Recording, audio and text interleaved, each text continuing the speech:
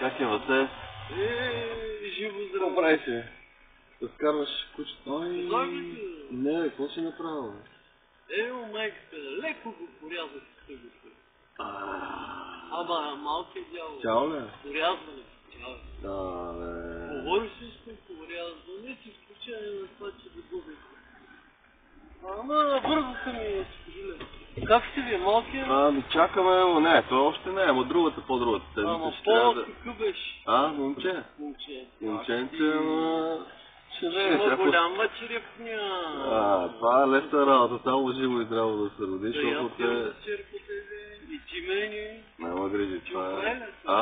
Оправи ли? Ние... Не, оправя, за сега всичко съм нагласил. Това е на бащата, да.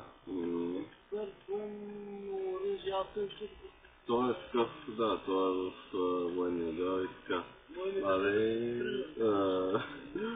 Шоле, Васе, направо, бързо оправяне ти, виждам на това, че ти направо много гал. Мен дяло и така си също. Смешно е, работил с големи и всякакви филини машини.